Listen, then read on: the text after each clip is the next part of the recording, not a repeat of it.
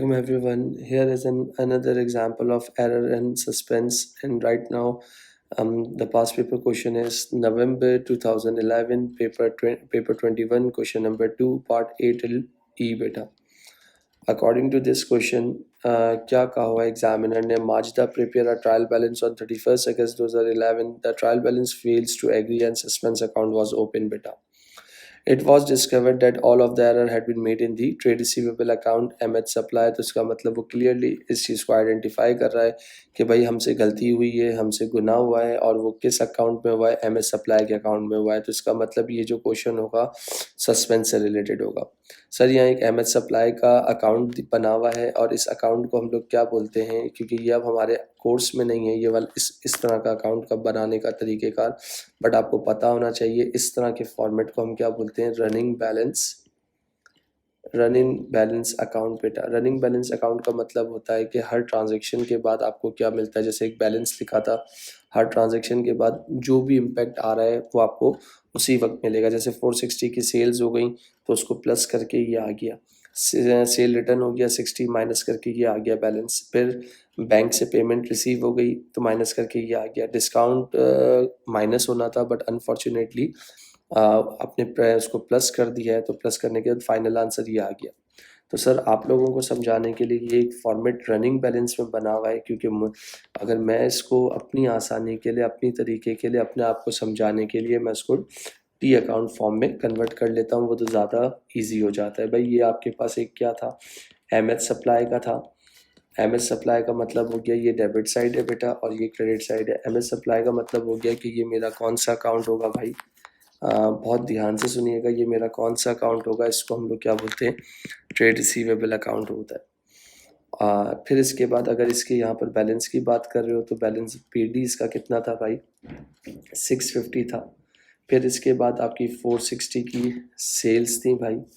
फिर sales return कितना था आपके पास, 60 का था बेटा. इसके बाद बैंक यानी रिसीट कितनी आई थी, 1617 की थी. फिर इसके बाद आपके पास डिस्काउंट यानी डिस्काउंट अलाउड कितना था आपके पास, 30. डिस्काउंट अलाउ वैसे लिखना यहाँ चाहिए था बट अनफॉर्चुनेटली हम लोगों ने कहाँ लिखा हुआ है, डेबिट पे लिखा हुआ है, बल्कि उल्टा उसको हमने बढ़ा दिया है. अब इसको फिर हम क्या करते भाई, इसको हम करते बैलेंसिंग करने की कोशिश करते.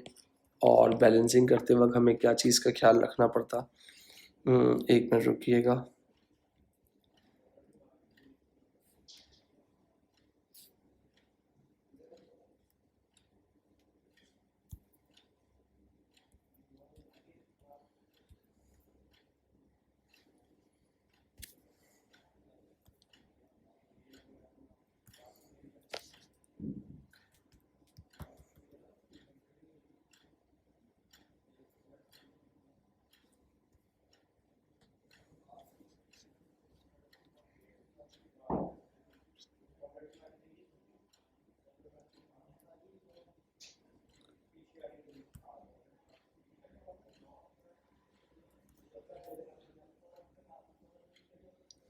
तो यहाँ पर आपके पास देखिएगा कि अगर मैं इसकी बात कर रहा हूँ,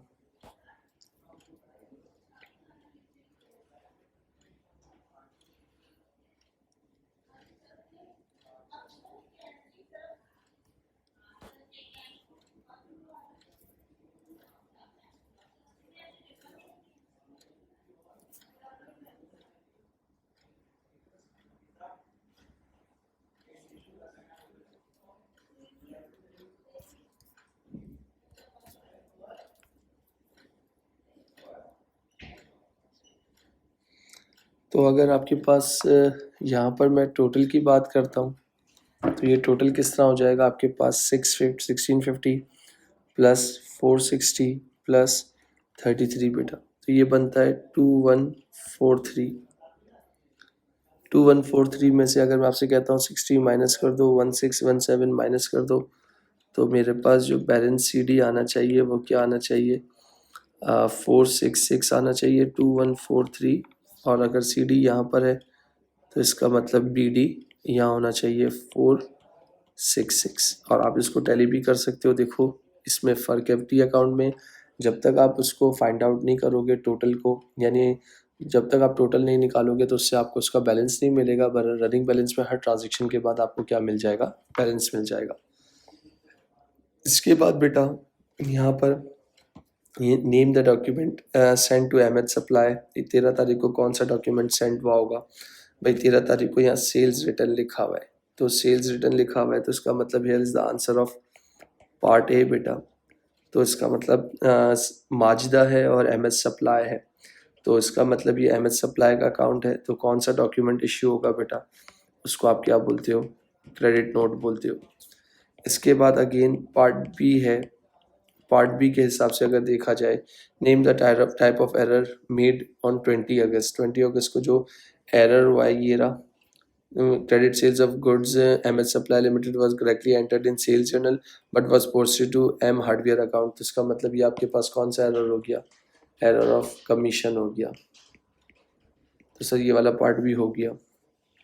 सर इसके बाद बोला हुआ है prepare the journal entry to record 1 2 3। आपके पास जर्नल एंट्री बनी हुई है, उनको आप लोगों को क्या करना है, रिकॉर्ड करना है। तो आप जब रिकॉर्ड करोगे तो कैसे रिकॉर्ड करना है, ये बड़ी इंपॉर्टेंट चीज़ है, इसको प्लीज़ ध्यान से सुन लेना। अकॉर्डिंग टू पार्ट सी,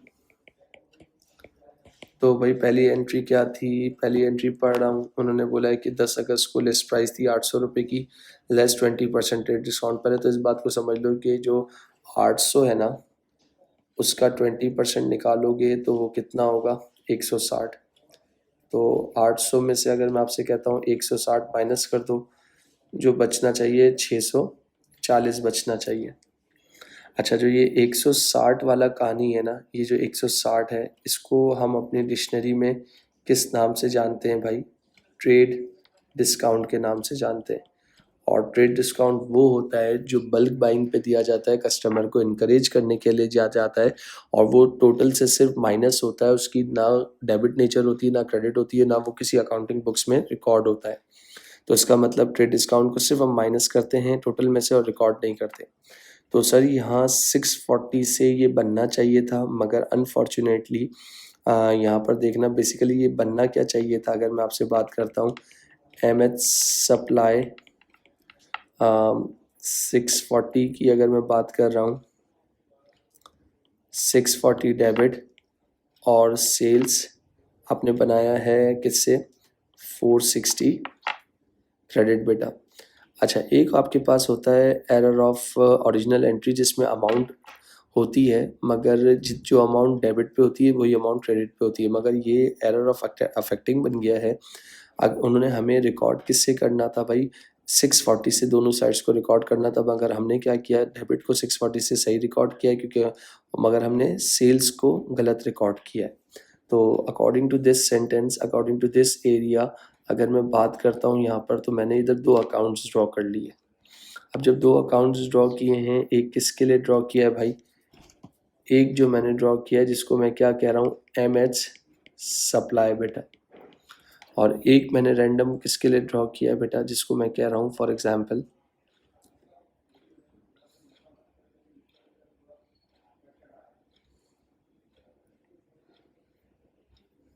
कुछ इस तरह की हमने एंट्री अगर देखा जाए तो हमें बनानी थी, एमएच सप्लाई को हमें डेबिट करना था और सेल्स को हमने क्रेडिट करना था, बट अनफॉर्चुनेटली मगर हमने बिल्कुल अपोजिट काम किया है। अब वो क्या किया है कि एमएच सप्लाई को जब हमने सामान बेचा है तो एमएच सप्लाई डेबिट और सेल्स क्रेडिट ये हमने बनानी चाहिए थी, मगर अनफॉर्चुनेटली यहाँ पर हमने लिखा है the transaction were correctly entered in the sales journal.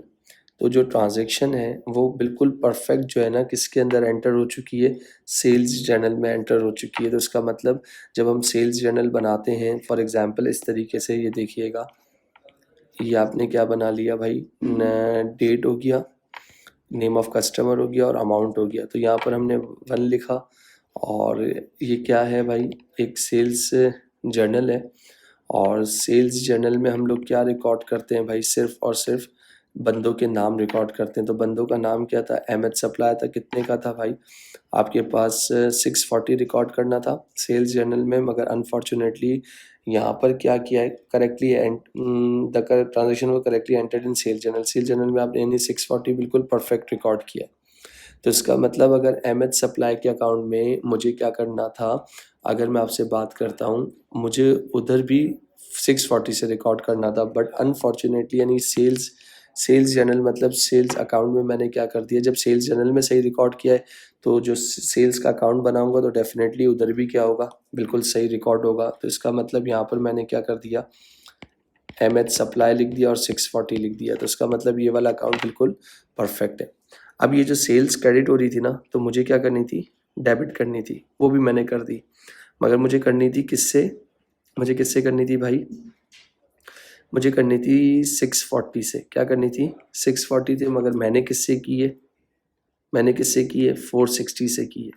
तो इसका मतलब है कि भाई सेल्स के अकाउंट में कोई मसला नहीं है, सेल्स के अकाउंट में कोई प्रॉब्लम नहीं है। प्रॉब्लम किसके अंदर है, अहमद सप्लाई के अकाउंट में। अहमद सप्लाई को मुझे बढ़ाना था 640 से, मगर अनफॉर्चुनेटली मैंने 460 से रिकॉर्ड किया। तो आप इनका क्या ले लोगे, डिफरेंस ले लोगे। कैसे डिफरेंस ले लोगे, 640 माइनस 460, तो डिफरेंस इज 180। तो इसका मतलब अहमद सप्लाई को मैंने 180 से क्या किया है, कम रिकॉर्ड किया है। तो अब जब मुझे ये एरर रेक्टिफाई हुआ, तो अब मैं जब इस एरर को बनाऊंगा तो मैं कैसे बनाऊंगा भाई, मैं यहाँ बोलूँगा अहमद सप्लाई को 180 से जो शॉर्ट था उसको मैंने क्या कर दिया, डेबिट कर दिया। तो क्रेडिट करने के लिए मुझे कोई ना कोई चीज़ चाहिए थी, बट अनफॉर्चुनेटली यहाँ कुछ भी नहीं था। तो मैंने क्रेडिट किसको कर दिया, फॉर टाइम बीइंग सस्पेंस को क्रेडिट कर दिया। Here is the answer of entry number 1 बेटा। फिर उसके बाद अगर मैं आप लोगों के पास जाता हूँ एंट्री नंबर 2 पे, तो एंट्री नंबर 2 में एग्जामिनर ने मुझसे क्या डिमांड की है। फॉर एग्जांपल उन्होंने बोला था सामान बेचा है, तो सही है उसकी जनरल एंट्री क्या बना देता, MH सप्लाई को डेबिट कर देता और सेल्स को क्रेडिट कर देता कितने से, 1200 से। ये बनानी चाहिए थी, मगर यहाँ पर अब अकाउंटेंट ने क्या किया, टोटली अपोजिट काम किया है।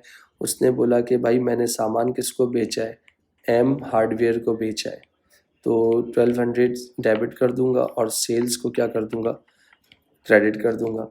तो सर बाज़ार इस सेंटेंस में तो कोई एरर या सस्पेंस होता हुआ नहीं दिख रहा, ये तो एरर ऑफ कमीशन हो गया भाई। तो सर इसको जब सही करने जाओगे आप तो किस तरह सही करोगे वो भी देख लो भाई। तो भाई हंसी हकीकत में मुझे एम एच सप्लाई को बढ़ाना था, तो मैंने बढ़ा दिया एम एच सप्लाई कितने से, 1200 से। हार्डवेयर को बाय मिस्टेक बढ़ा दिया था, तो हार्डवेयर को क्या कर दिया मैंने, कम कर दिया। तो सर एंट्री नंबर 2 के हिसाब से तो सस्पेंस मेरा खुला ही नहीं, तो वहाँ सस्पेंस की ज़रूरत ही नहीं पड़ी। सर इसके बाद मैं एंट्री नंबर 3 पे जा रहा हूँ।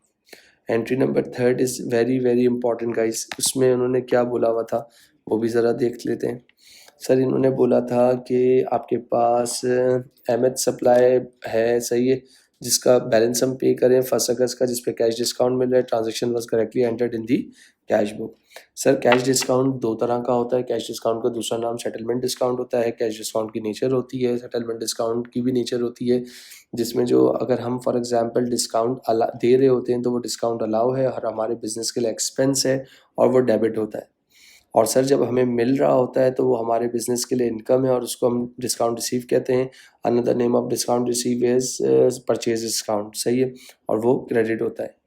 तो सर अगर मैं इसकी एंट्री की बात करता हूँ अकॉर्डिंग टू एमएच सप्लाई, तो एमएच सप्लाई की अगर बात करता हूँ तो यहाँ की जनरल एंट्री अगर मैं बनाता तो कैसे बनाता, मैंने आपसे कहा कि बैंक मेरा डेबिट हो जाएगा, सही है। इसके बाद मैंने आपसे कहा मेरा डिस्काउंट अलाउ भी डेबिट हो जाएगा और एमएच सप्लाई मेरा क्या होना था, क्रेडिट होना था। सर अब ये वैल्यू कहाँ से आई यार, 1 अगस्त का बैलेंस है 1650, कितना बैलेंस है 1650। तो मुझे यहाँ पर देखिएगा 1650 का आप निकाल दें 2% निकाल दें कितना होगा।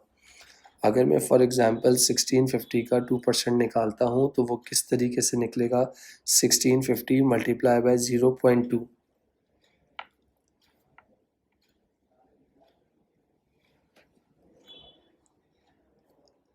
आपके पास 1650 है ना, तो 16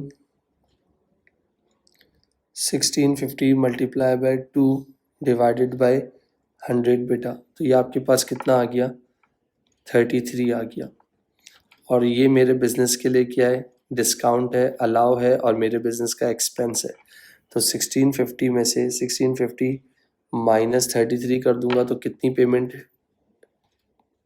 होगी बेटा, जो कि बैंक के नाम से आएगी। तो इसकी जनरल एंट्री बनी थी 1617 डेबिट, डिस्काउंट अलाउ डेबिट, और 1650 से एमएच सप्लाई क्रेडिट। ये आपके पास इसकी एंट्री बननी चाहिए थी बेटा, मगर यहाँ पर बिल्कुल अपोजिट काम हुआ है भाई। प्लीज़ इधर देखना यार सब लोग, ये बिल्कुल थोड़ा अपोजिट काम हुआ है।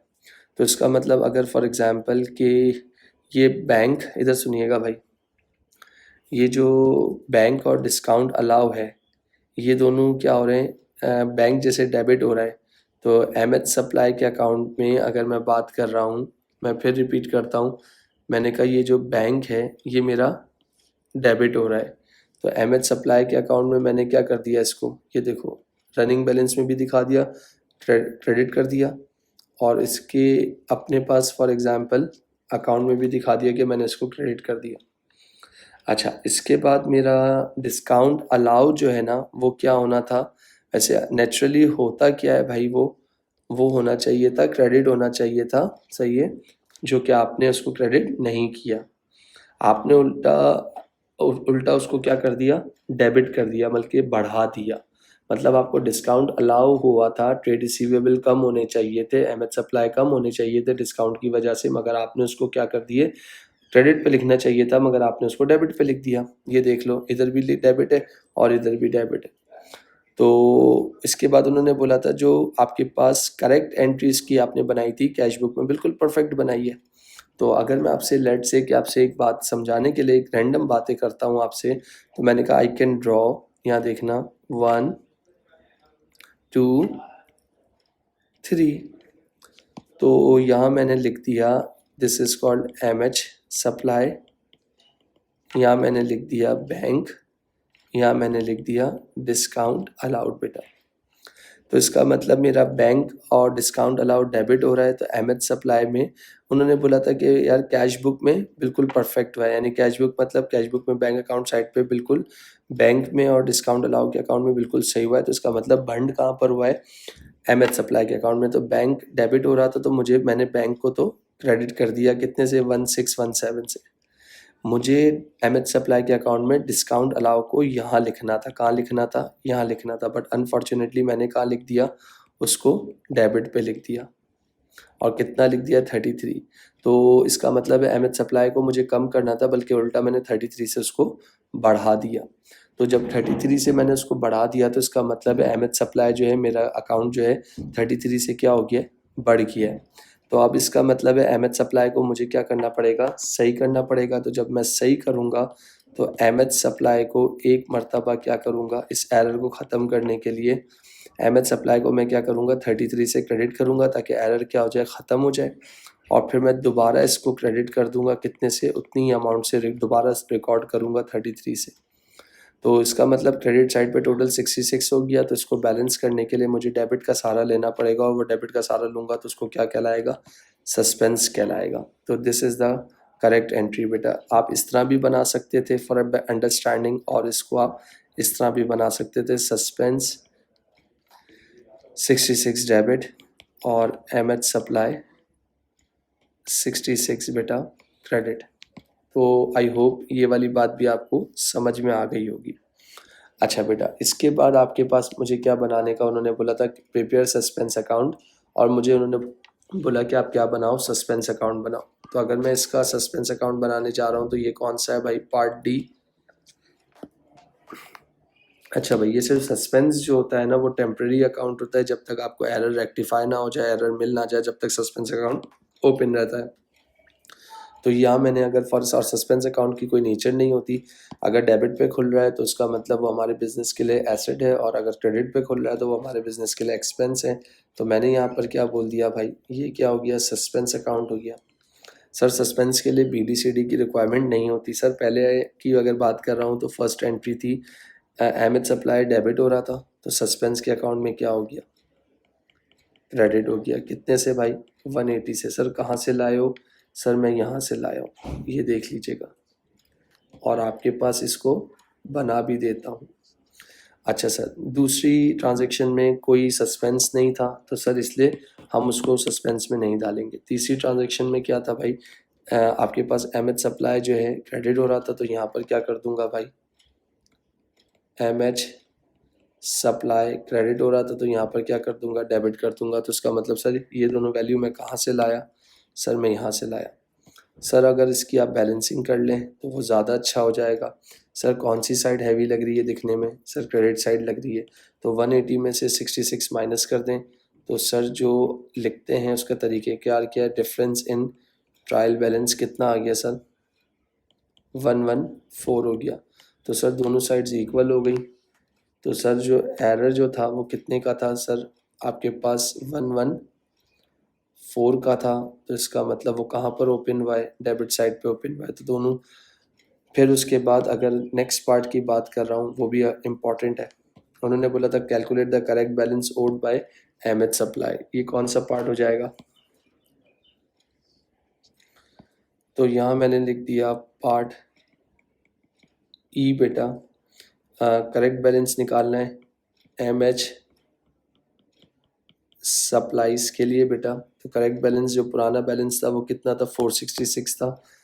तो 466 के बाद अगर मैं आपसे बात कर रहा हूँ, जो आपने क्या किया था भाई, सेल्स जो हैं रॉन्ग रिकॉर्ड हुई थी तो अब उसको सही कर लिया।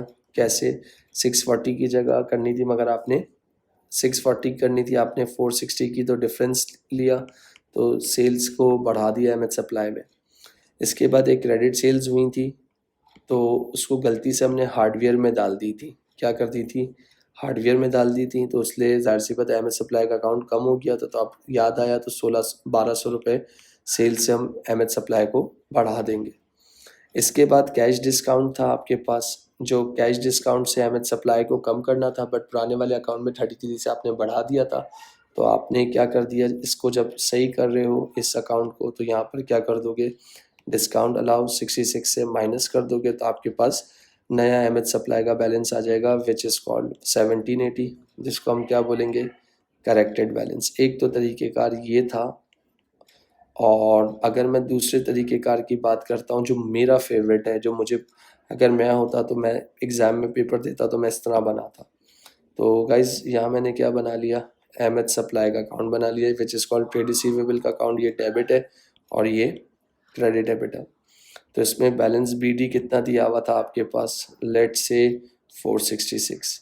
सेल्स रिकॉर्ड करनी थी 180 से तो ये कर दी। इसके बाद एक और सेल्स हुई थी 1200 रिकॉर्ड करनी थी, कर दी। इसके बाद डिस्काउंट अलाउ को क्या करना था, कम करना था, कर दिया। तो इसका मतलब मेरे पास इधर क्या आ जाएगा, जब मैं इसकी बैलेंसिंग करूँगा तो बैलेंस सीडी आ जाएगा, कितना आ जाएगा,